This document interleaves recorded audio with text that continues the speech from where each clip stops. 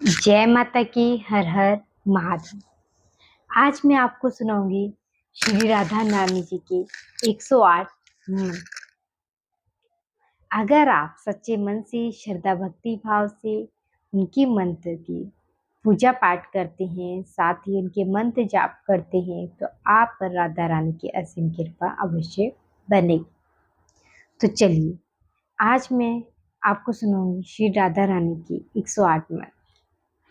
चलिए, ज़्यादा time waste ना करते हुए करते हैं स्टार्ट श्री राधा रानी जी के 108 मंत्र का जाप।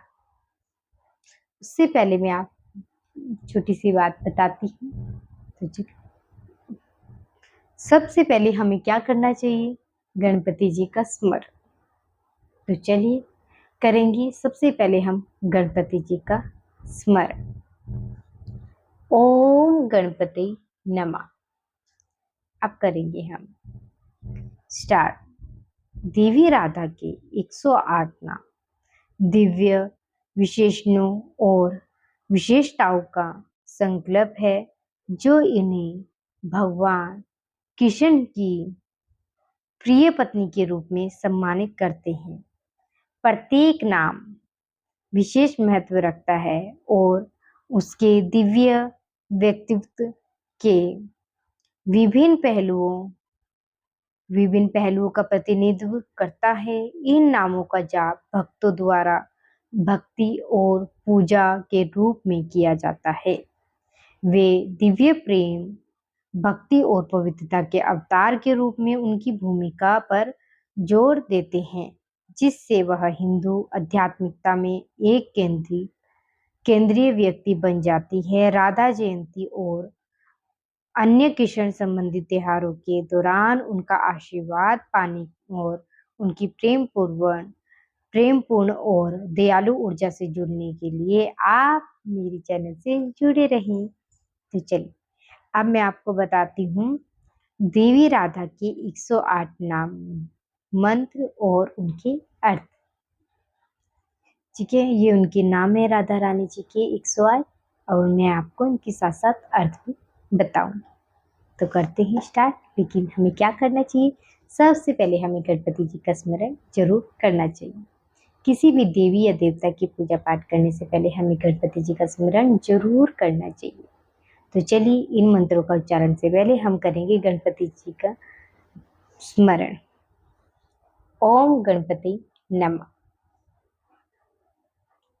राधा भक्ति की सर्वोच्च देवी, वृंदानेश्वरी, वृंदावन की रानी, गोपिका प्रिय चरवाहा लड़की, कृष्ण प्रिया, भगवान कृष्ण की प्रिय, मुक्तिका मुक्ति प्रदान करने वाली, गोलोक वृंदा गोलोक की अधिष्ठात्री कृष्ण का निवास, राधिका आदरणीय, विषभानुजा राजा विषभानु की पुत्री, ब्रजेश्वरी ब्रज की रानी, गोपेश्वरी गोपों की रानी, चरवाहे लड़के राधेश्वरी राधा की देवी, गोपिका प्रिया प्रिय गोपिका, श्याम सांवले रंग की सुंदरी प्रेमलता दिव्य प्रेम की लता,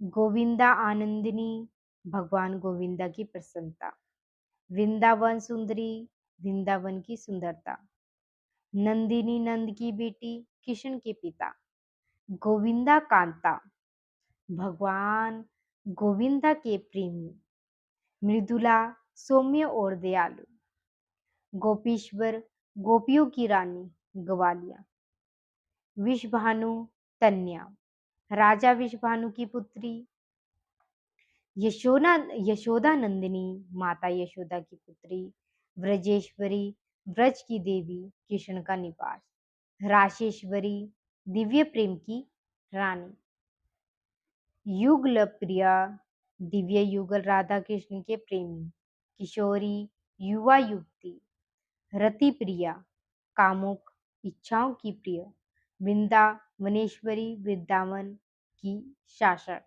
प्रिय सखी वृंदा प्रिया दिव्य तुलसी के पौधे की प्रिय। हदवानी आनंद का स्रोत। रसमंडल दिव्य प्रेम का केंद्र। गोविंदा कांता भगवान गोविंदा की प्रेमी। वृंदावन ईश्वरी वृंदावन की देवी। राशेश्वरी दिव्य प्रेम की रानी। मदन मोहिनी प्रेम के देवता। काम को मंत्रमुग्ध करने वाली। केली कुहुशी चंचल मनोरंजन की चाह। राधिका प्रिया राधा की प्रियतम राधा की प्रियतमा। ब्रजेंद्री नंदिनी ब्रज के राजा की बेटी। कृष्ण की भूमि।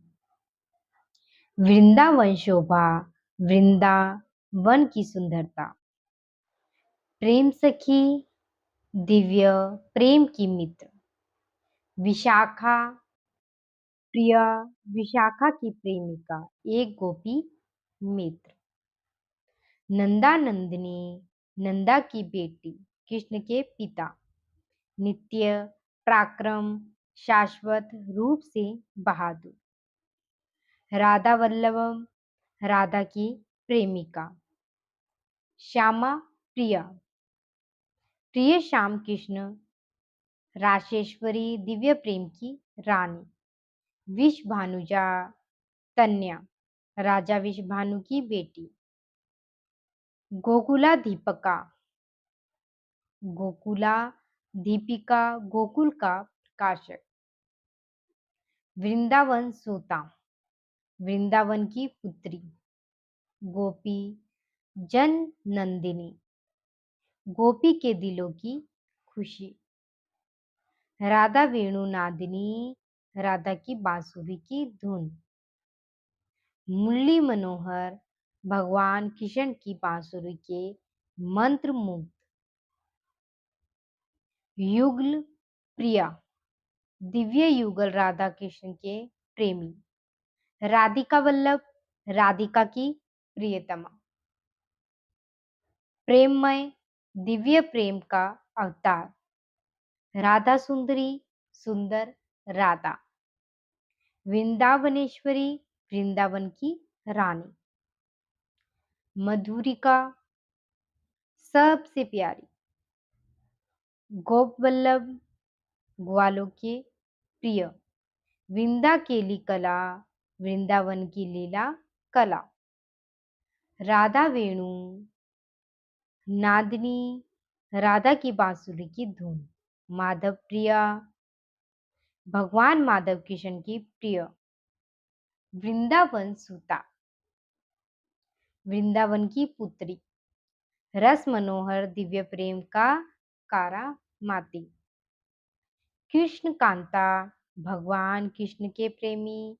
राधा पीयूषा वर्षिणी राधा के प्रेम के अमृत की दाता। राधा प्रिया राधा की प्रिय। श्यामा सुंदरी सुंदर सांवले रंग की युवती। केली कुहुशी चंचल मनोरंजन की चाह। राधा भव राधा का सार। वृंदावन ईश्वरी वृंदावन की देवी। राधा वरदाए राधा के आशीर्वाद के दाता। रस तरंगिणी दिव्य प्रेम की धारा। गोपिका प्रिया गोपिकाओं की प्रिय। राधा वेणु नादिनी राधा की बांसुरी की धुन। श्यामा प्रिया प्रिय श्याम किशन। गोकुल प्रिया गोकुल का प्रिय। नित्य पराक्रम शाश्वत रूप से बहादुर। राधा वल्लभम राधा की प्रेमिका। प्रेमलता दिव्य प्रेम की लता। राधिका प्रिया राधा की प्रियतमा। गोपिका प्रिया प्रिय गोपिका। विष भानुजा तन्या राजा विष भानु की बेटी। कृष्ण प्रिया भगवान कृष्ण की प्रिय। राधा कृष्ण संपन्न भगवान कृष्ण के साथ से। राधा कांता राधा का प्रेमी। मुरली मनोहर भगवान कृष्ण की बांसुरी के मंत्र मुग्ध। वृंदावन सूता वृंदावन की पुत्री। रस मनोहर दिव्य प्रेम का करामती। गोविंदा कांता भगवान गोविंदा के प्रेमी। वृंदावनेश्वरी वृंदावनेश्वरी वृंदावन की शासक। मदन मोहिनी प्रेम के देवता, काम को मंत्रमुग्ध करने वाली। केली कुहशी चंचल मनोरंजन की चाह। राधा वल्लभम राधा की प्रेमिका। वृंदावन सुंदरी वृंदावन की सुंदरता। प्रिय सखी। विशाखा प्रिया विशाखा की प्रेमिका, एक गोपी मित्र। नंदा नंदिनी नंदा की बेटी कृष्ण के पिता। वृंदा प्रिया दिव्य तुलसी के पौधे की प्रिय। हादवादिनी आनंद का स्तोत्र। राधा वल्लभम राधा की प्रेमिका। मदन मोहिनी प्रेम के देवता, काम को मंत्रमुग्ध करने वाली। केली कुहुशी चंचल मनोरंजन की चाह। राधिका प्रिया राधा की प्रियतमा। ब्रजेंद्री नंदिनी ब्रज के राजा की बेटी, कृष्ण की भूमि। वृंदावन शोभा वृंदावन की सुंदरता। प्रेम सखी दिव्य प्रेम की मित्र। ये थे माँ राधा रानी माँ के 108 मंत्र, जिसके जाप से आपको कृष्ण की भी प्राप्ति होती है। ये थे राधा रानी के 108 नाम, जो मैंने आपको अर्थ सहित सुनाए। मैं कुछ बातें बताऊंगी जो हर वीडियो में आपको मैं बताती ही हूँ, बार बार बताती हूँ और बताती ही रहूंगी। चलिए, सबसे पहले हम किसी भी देवी या देवता की अगर हम पूजा पाठ करते हैं तो हमें सबसे पहले गणपति जी का स्मरण जरूर करना चाहिए। साथ ही अगर हम पूजा पाठ कर रहे हैं तो हमारे कर्म अच्छे होने चाहिए। अगर हमारे कर्म अच्छे होंगे तभी हम उस पूजा पाठ का फल भगवान से ले पाएंगे और तभी हमें प्राप्त होगा। क्योंकि जब हमारे कर्म ही बुरे होंगे तो हमें फल भी नहीं मिलेगा। कहने का तात्पर्य मेरा यही है कि आने वाले दिनों में हमें दुख झेलना पड़ेगा। अगर हमारा कर्म अच्छा है तो हम सुख पाएंगे। ये आप जानते ही हैं, कर्म से ही हमें सब कुछ मिलता है। क्योंकि जितना हम अच्छे कर्म करेंगे तो उसी के पूर्ण रूप हमें फल प्राप्त होता है। साथ ही आपको यह भी बताती हूँ और हर वीडियो में बताती हूँ, बार बार बताती हूँ और बताती रहूंगी, कर्म क्या है ये आपको हर वीडियो में बताती हूँ, फिर भी मैं आपको रिपीट करवाती हूँ हर वीडियो में। कर्म हमारा यही है कि किसी को गाली गलौज ना करें, किसी के प्रति निंदा ना करें, किसी की मार पिटाई ना करें, किसी के प्रति मत भेदभाव ना रखें। अगर हम अच्छे कर्म कहलाएं तो हमें सबके भांति प्रेम प्यार से रहना चाहिए। अगर आपको कोई व्यक्ति गाली गलौज या मार पिटाई कर रहा है, अगर आप सच्चे मन से श्रद्धा भक्ति भाव से पूजा पाठ करते हैं तो उसी वक्त उसी टाइम आप आंख बंद कर कर जिस भी देवी या देवता को मानते हैं उनका स्मरण कीजिए।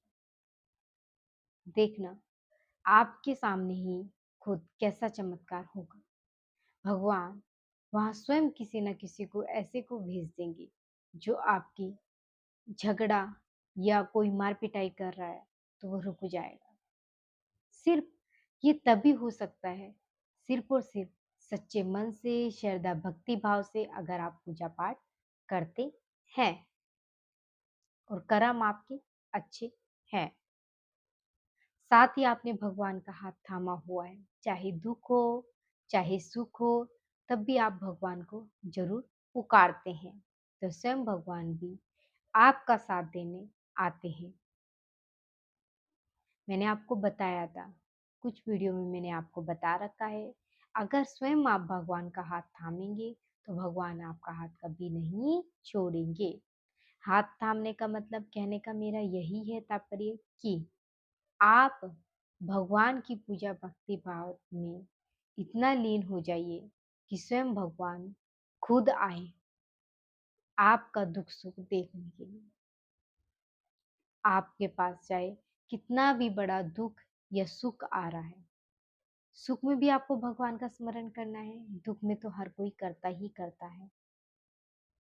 जब बोलते हैं ना अपने बदल जाते हैं, अपना साथ नहीं देते हैं, तो सिर्फ और सिर्फ भगवान का स्मरण किया जाता है। कोई हमारे पे इतनी बड़ी आपत्ति आ जाए, अकाल आ जाए, तो सिर्फ और सिर्फ किसका स्मरण करते हैं? भगवान का। भगवान ऐसा क्यों हो गया? क्या हुआ था? क्यों करा? इतनी सवाल हम पूछते हैं भगवान से। लेकिन भगवान जो करते हैं अच्छे के लिए करते हैं, लेकिन भगवान से अगर आप लड़ाई लड़ रहे हो ना, तो सच्चे मन से उनकी पूजा पाठ में भी उसी तरह की लड़ाई लड़िए। जैसे कि अगर वह आपकी परीक्षा ले रहे हैं, तो आपको उस परीक्षा में पास होना है। कहने का मतलब यह है, सुख दुख आएंगे, छोटे मोटे दुख आएंगे और दुख ही दुख आते रहेंगे। जब आप भगवान का साथ पकड़ोगे ना, तो आपके पास इतनी विपताएं आएंगी, इतनी दुख आएंगे, आप हार जाओगे। एक बार को सोचोगे छोड़ो, क्या है ये सब चीज, छोड़ो। इससे बड़े तो हम पहले ही अपना खा पी रहे थे, मस्त रह रहे थे। क्या पूजा पाठ में लगे हैं और तब से हम होरी दूजे। ये सिर्फ परीक्षा है, सिर्फ परीक्षा है भगवान की। आपकी स्वयं परीक्षा ले रहे हैं। भगवान मजबूत बनाते हैं इंसान को, पहले तोड़ते हैं फिर मजबूत बनाते हैं। लेकिन जिसने भगवान का हाथ थाम लिया, चाहे कितने भी दुख हो, उन्हें पार कर लिया, तो समझ लो, कहने का मतलब ये है, समुंदर पार कर लिया। ये समुंदर ही पार कर लिया आपने, अगर आपने इतने दुख झेल कर भी भगवान का साथ ना छोड़ा, तो समझ लो समुंदर पार कर लिया आपने।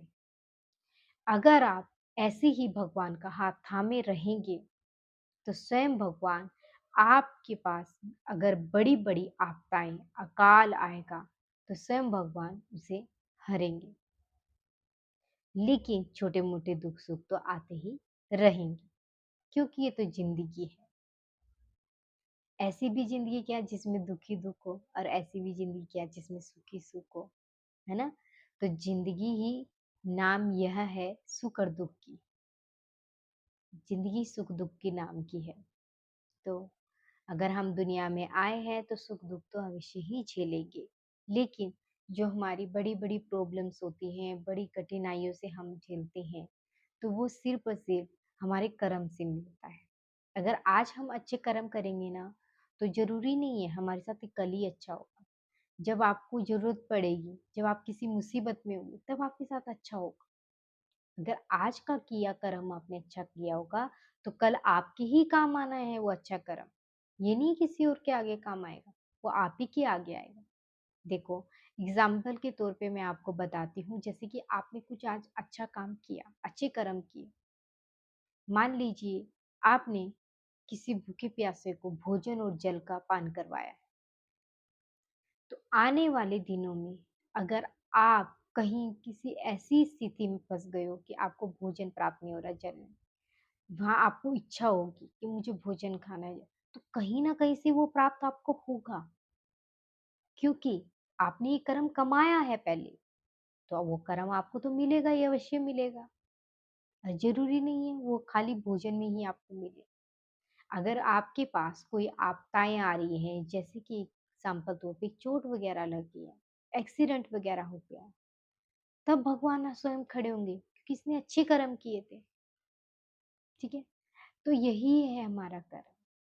अगर हम गलत कर्म करेंगे, तो हमारे साथ भी अवश्य ही गलत होगा। अभी नहीं दिखाएगा, अभी तो अच्छा ही अच्छा होता रहेगा हमारे साथ। देखो, भगवान का हाथ थामने में पहले दुख ही दुख आते हैं। ठीक है? अगर आप ऐशो आराम में रहना चाहते हैं, आप चाहते हैं भगवान का भजन ना करें तो आपके पास खुशी-खुशी आएगी और ऐसा वक़्त आएगा फिर दुःख ही दुःख हो गया। जो पूजा पाठ नहीं करते हैं, जो भगवान में विश्वास नहीं करते हैं, बिलीव नहीं करते हैं, ठीक है? और वो व्यक्ति इतनी कर्म गलत करता है, इतने कर्म गलत करता है, अभी तो वो खुशमलाल है, पर आने वाली ज़िंदगी में आप ये लगा लिए कि अब बुढ़ापा आएगा या फिर अगले जन्म में उसे ऐसा वो मिलेगा, आप यकीन मानिए, सच बताऊँ, ये कर्म ही है। अच्छा पाओगे, अच्छा बोलते हैं ना, अच्छा बोओगे, अच्छा पाओगे। गलत बोओगे तो गलत ही पाओगे। तो यही मेरा कहने का मतलब है, अगर आप जितना अच्छा करोगे तो आपके साथ स्वयं अच्छा होगा। अगर आप गलत करोगे तो स्वयं आपके साथ गलत होगा। आज नहीं तो कल, कल नहीं तो परसों, होगा ज़रूर। तभी कहते हैं जितने पुण्य कमाने हैं कमाओ, जितना अच्छा कर्म कमाना है कमाओ, वो आपके ही आगे आएगा, आपको ही प्राप्त होगा। ऐसा नहीं है आपने अच्छा कर्म किया और आपको भगवान को मिल रहा है। भगवान तो स्वयं कह रहे हैं हमने तो आपको दे दिया है, इंसान उसमें। तो अब ये मानो आपको इंसान की जूनी मिली है, तो इसमें भी भगवान का शुक्रिया मानो। भगवान स्वयं खड़े होते हैं, साथ देते हैं, लेकिन परीक्षाएं भी ज़रूर लेते हैं कि देखते हैं मेरा भक्त कितना सहन कर पाता है मेरे लिए। और वही भक्त भगवान की उम्मीद तोड़ देते हैं, क्योंकि देखो, एक बार भगवान आपकी मनोकामना पूर्ण कर देंगे, ठीक है? एग्ज़ाम्पल के तौर पे आपको बता रही हूँ, एक बार में भगवान आपकी मनोकामना पूर्ण कर देंगे। दूसरी बार आप कुछ माँगोगे, अगर आपकी कोई मनोवांछित इच्छा है, आप दूसरी बार आप भगवान से प्रेयर करोगे कि यह मनोकामना मेरी पूर्ण करें भगवान, लेकिन वह पूर्ण नहीं होगी। क्यों? भगवान भी तो आपकी परीक्षा ले रहे हैं, आज़मा रहे हैं आपको। देखते हैं ना कि जब तक मैं दे रहा हूँ तब तक ही मेरा गुण गाएगा, और या मैं नहीं दूँगा तब भी ये मेरा गुण गाएगा या नहीं गाएगा। समझ रहे हो ना अब आप लोग?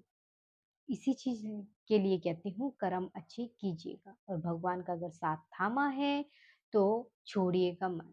ये मत सोचिए कि मेरे साथ ये हो जाएगा, वो हो जाएगा। नहीं, कुछ नहीं होगा आपके साथ, स्वयं भगवान आपके साथ खड़े हैं। छोटे-मोटे दुःख ज़रूर आएँगे, पर ये जो बड़े-बड़े अकाल हैं, आपदाएँ हैं, वो नहीं आएँगी। परीक्षा लेंगे भगवान स्वयं आपको। तो ये बात मेरी हमेशा याद रखिएगा। आपने देखा भी होगा, जो कोई भी भक्त होता है, वह दुखी ही दुःख क्यों रहता है और दुःख क्यों झेलता है, और जब लास्ट टाइम पे ऐसा आता है कि वो सुखी सुख प्राप्त करता है। स्टार्टिंग में तो दुःख ही झेलेगा, पर जब उसका वक़्त आएगा ना, उसका टाइम भगवान देंगे कि यह टाइम है उसका, अब आया है इसका टाइम, तब भगवान उसे बहुत सुख प्राप्त करेंगे, बहुत सुख देंगे। जो उसने जिज्ञासा भी नहीं की होगी, वह भी भगवान देंगे उसको, ठीक है? तो यही बात है, अगर आपका कर्म जितना अच्छा होगा, तो उतना ही आपका भी स्वयं अच्छा ही अच्छा होगा, और आपका आने वाला जीवन भी मंगलमय ज़रूर होगा, और जो आप चाहते हो, वह भी पूर्ण होगा। आपको मुँह माँगे मिलेगा, लेकिन आपको भी बोलते हैं ना, जब तक, अगर मैं आपको एग्ज़ाम्पल के तौर पे एक बात बताती हूँ, ऐसा तो देखो, दुनिया में जादू तो है नहीं इंसान कि बैठे-बैठे हमने यहाँ से, हमें प्यास लगी है, मान लीजिए हमें पानी की प्यास लगी है, हमें भोजन की प्यास लगी है, जब तक हमारे माँ-बाप हैं, दे देंगे, हम माँग के ले सकते हैं। लेकिन कभी-कभी ऐसी परिस्थिति में भी हम आ सकते हैं, हमें खुद जाना पड़ेगा, ठीक है? पेरेंट्स कहीं गए हैं, माता-पिता कहीं गए हैं, ठीक है? तो हमें भूख लगी है, तो हम खुद ही उठ के जाएँगे ना। ये तो नहीं है स्वयं भोजन आपके पास जादू से आ जाएगा, नहीं है। तो उसके लिए आपने मेहनत करी है ना, चल के उठ के तब खाने को मिला है आपको। आप उठ के गए हो, किचन तक गए हो, उसके लिए मेहनत करी है आपने चल के, तब स्वयं आपको भोजन मिला है, तब आपने पेट अपना भोजन से पूर्ण किया है। तो कहने का तात्पर्य मेरा यही है कि आप आपको भी भगवान की अगर आप पूजा पाठ करेंगे सच्चे मन से, दिल से, कर्म से, तभी आपको उसका फल प्राप्त होगा, है ना? आपने मेहनत की है ना, चल के फिर के आपने भोजन लिया है, मेहनत की है। और जो आपको आपके माता-पिता भोजन देते हैं, जब तक आप छोटे हैं तब तक कोई बात नहीं। जब आप समझदार हो गए हो, बड़े हो गए हैं, तब आप खुद उठ के ले सकते हैं, है ना? तो पुण्य किसे जा रहा है? माता-पिता को ही जा रहा है ना? जब बच्चा बड़ा हो गया है, समझदार है, तो पुण्य किससे जा रहा है? सिर्फ माता और पिता को, क्योंकि वो स्वयं दे रहे हैं अपने बच्चे को, तो पुण्य भी माता-पिता को ही जा रहा है। अगर आप जाकर खुद लेंगे, तो आपकी मेहनत कहलाएगी, है ना? कहने का भी मेरा तात्पर्य यही है, अगर आप पूजा पाठ करेंगे, चलकर आप मंदिर में जाएँगे, जल चढ़ाएँगे, तो ये आप मेहनत ही कर रहे हैं समझ लो। भगवान का स्मरण कर रहे हैं, ये भी मेहनत ही है। ज़रूरी नहीं है आप मंदिर में जाएँ, आप पे इतना टाइम भी नहीं है कि आप स्पेशल टाइम भगवान के लिए निकालें। आप मन ही मन में भगवान का स्मरण कर सकते हैं, है ना?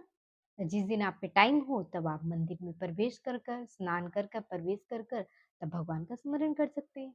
और जिस दिन आप पर टाइम नहीं है, आप जॉब वगैरह कर रहे हो, आप वर्क करते हो, तो आप घर पर भी आप अपना काम की करते रहिए और मन ही मन में भगवान का स्मरण करते रहिए। जो भी आपकी इष्ट देवी या देवता हैं, उनका स्मरण करते रहिए। जिसे भी आप मानते हैं, मैं नहीं कहती कि आप अपने इष्ट ही देवी देवता हो, जिसे आप मानते हो, जिस पे आप ट्रस्ट करते हो, जो आप कह सकते हो कि मैं इन भगवान पे इतना विश्वास करता हूँ, ये भगवान मेरी सुनते हैं। अवश्य सुनेंगे, ज़रूर सुनेंगे। एक बार हाथ तो थामिए उनका, लेकिन हाथ भी तभी थामा जाएगा जब आप उनके कर्म से पूजा पाठ कर रहे हो, मन में कोई संकोच ना रख रहे हो। अगर आपने मन में संकोच रखा है, भगवान ने मुझे एक बार तो दे दिया है, चलिए मैं भगवान का फिर ये करता हूँ, फिर दोबारा भगवान दे दें। नहीं, ऐसा नहीं करना है। आपको मन में संकोच रखना ही नहीं है। जब आपने विश्वास किया है ना भगवान पे, तो विश्वास करते रहिए। चाहे दुःख आए, चाहे सुख आए, है ना? दुःख ऐसा नहीं है कि आप दुःख में तो आपने भगवान का स्मरण कर लिया और पुकार लिया उनको। जब आपके पास सुख आया तो भगवान को भूल ही गए। नहीं, ऐसे नहीं करना है। सुबह-शाम भगवान का स्मरण ज़रूर करना ही करना है आपको। चाहे आप मन ही मन में स्मरण कीजिए, चाहे आप 1 मिनट के लिए कीजिए, चाहे 2 मिनट के लिए कीजिए। सुबह, दिन, शाम तो स्मरण करते ही करते रहिए। आपको एक बात और बता दूँ, सुबह उठते ही सार, बिस्तर से उठते सार भगवान का स्मरण करिए, जिसको भी आप मानते हो। रात को सोने से पहले भगवान का स्मरण कीजिए। जिस भी देवी या देवता को आप मानते हो, वो आपकी इच्छा अनुसार है, जिसको भी आप मानते हो, उनका स्मरण कीजिए और सच्चे मन से, श्रद्धा भक्ति भाव से उनका स्मरण कीजिएगा। ये नहीं है पहले ही माँगने मत लग जाइए, भगवान जी मुझे ये दीजिए, वो दीजिए। माँगना, आपको माँगना है, इच्छाएँ होती हैं भक्त की, माँगना, लेकिन उससे पहले आप भगवान का दिल जीत के दिखाओ, भगवान का स्मरण करते रहो, फिर आप माँगो। जो आपको चाहिए वह भी पूर्ण हो, लेकिन तभी पूर्ण होगा जब कर्म आपका अच्छा होगा। सबसे पहली बात है कर्म कर्म आपका बहुत अच्छा होना चाहिए। बस ये बात मैं आपको पहले बता देती हूँ। अगर आप पूजा पाठ भी 2 मिनट की भी करोगे ना, वह भी पूर्ण है भगवान को। ज़रूरी नहीं है भगवान को आप 2-2 घंटे घुमाएँ, 1-1 घंटे घुमाएँ, आधे घंटे तक घुमाएँ और भगवान को मना रहे हो, उधर आप गलत कर्म करके आ रहे हो और इधर भगवान को मना के अपना पाप का पश्चाताप कर रहे हो। ऐसे नहीं होता। सुना है ना आपने? गंगा जी में स्नान करके पाप तो धुल जाएँगे, मगर कर्म बिल्कुल नहीं धुलेंगे।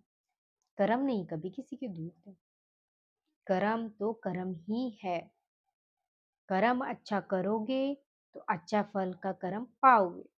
गलत कर्म करोगे तो गलत कर्म का ही फल पाओगे। ये बात मेरी हमेशा याद रखना। हर वीडियो में बोलती हूँ, बार-बार बोलती हूँ और बोलती रहूँगी। प्रवचन कुछ ज़्यादा ही हो जाते हैं मेरे। चलिए, अब ज़्यादा टाइम वेस्ट ना करते हुए दुर्गा चालीसा का पाठ करेंगे हम।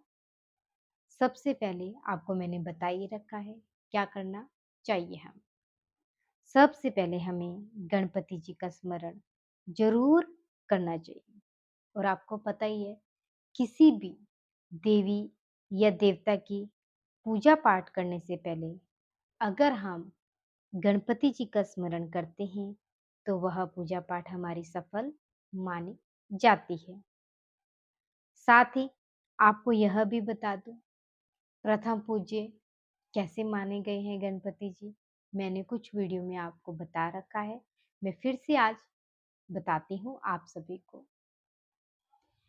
गणपति जी ने दो कहानी है इसके पीछे, पर मैं आपको एक ही बताऊंगी क्योंकि फिर वीडियो लंबी हो जाएगी ज़्यादा।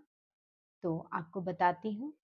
गणपति जी विष्णु भगवान के विवाह के लिए आमंत्रित किया गया है शिव परिवार को।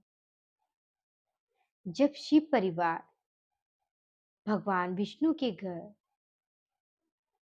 आए तब बारात के लिए प्रस्थान होने सभी देवी देवता गण जा रहे थे, लेकिन गणपति जी को जाते जाते घर की देखभाल के लिए रोक दिया गया। तो इसी वजह से गणपति जी को क्रोधित आया और बारात जा रही रथ के पहिए पर मुश्क को भेज दिया गया। मुश्क ने इतने गड्ढे करे कि पहिया धंस गया। साथ ही कुछ न कुछ विघ्न आते रहे रास्ते में।